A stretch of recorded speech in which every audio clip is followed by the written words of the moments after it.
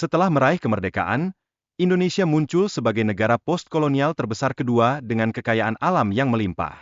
Namun, keragaman ini juga menghadapkan tantangan signifikan dalam menjaga persatuan di antara berbagai kelompok yang ada.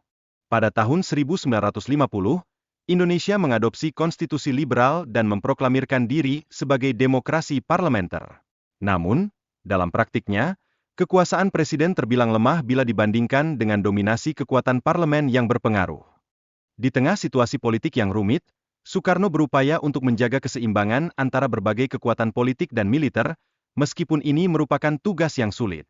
Desentralisasi memberikan keleluasaan bagi wilayah-wilayah untuk bertindak layaknya negara semi-independen. Untuk mengatasi tantangan tersebut, Soekarno mengembalikan Abdul Haris Nasution ke posisinya dalam militer, setelah sebelumnya dipecat akibat tindakan politiknya. Nasution berkomitmen untuk merubah militer menjadi angkatan bersenjata yang profesional dan terlatih. Selanjutnya, terdapat ketegangan yang mencolok antara Pulau Jawa yang kaya budaya dan berkuasa secara politik serta daerah-daerah lain yang kaya akan sumber daya alam. Ketidakpuasan ini mendorong potensi konflik antara pusat kekuasaan dan daerah. Dalam situasi ini, Partai Komunis Indonesia, PKI, memanfaatkan ketidakstabilan.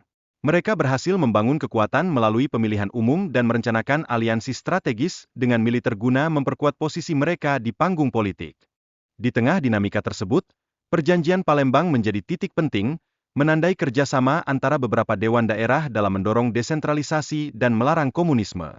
Hal ini mencerminkan upaya kolaboratif untuk mewujudkan persatuan di antara berbagai kelompok.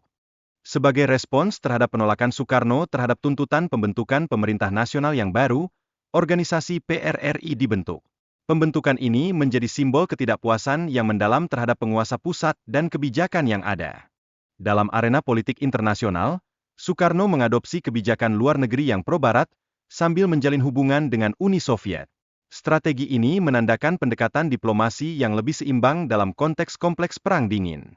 Dukungan teknis serta pinjaman sebesar $100 juta dari Uni Soviet telah membantu proyek pertanian di Indonesia, sekaligus meningkatkan hubungan bilateral. Hal ini mencerminkan kebutuhan mendesak Indonesia untuk memperkuat sektor pertahanannya. Namun, perubahan hubungan antara Jakarta dan Washington mulai terjadi, dipicu oleh nasionalisasi bisnis asing dan penguatan peran komunis di dalam pemerintahan. Situasi ini menimbulkan kekhawatiran mendalam di pihak Amerika Serikat tentang potensi Indonesia bergabung dengan blok sosialis. Lebih jauh lagi, operasi CIA di Indonesia termasuk dukungan terhadap pemberontakan di Sumatera, yang bertujuan untuk menggulingkan pemerintahan Soekarno. Ini mencerminkan keterlibatan signifikan internasional dalam konflik politik yang tengah berlangsung di Indonesia.